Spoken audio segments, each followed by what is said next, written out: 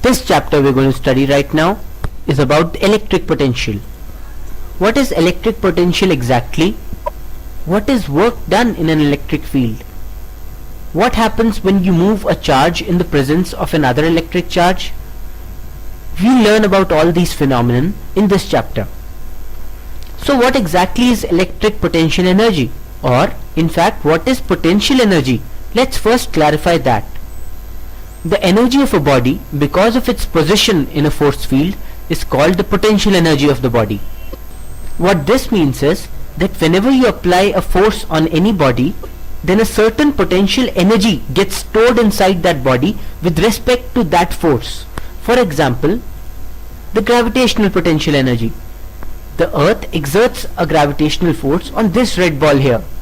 What that means is that because of this force field of the earth, a certain amount of energy is stored in the ball.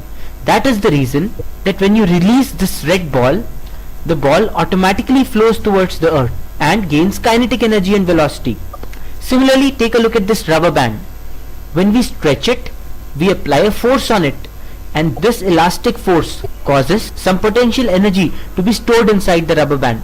As soon as I release the rubber band like this, that potential energy gets converted into kinetic energy. Take a look at this spring, for example, here, and this block. When the spring is compressed, this block has potential energy stored in it because of the force on it from the spring. Similarly, when any object on this earth is placed in a force field, you can say that it has some potential energy stored in it with respect to that particular force field. So, when you have this ball above the earth and you just release the ball automatically moves towards the earth because of this potential energy. Similarly, when you take your stretched rubber band and release it, the stretched rubber band automatically comes back to this particular shape because of its potential energy.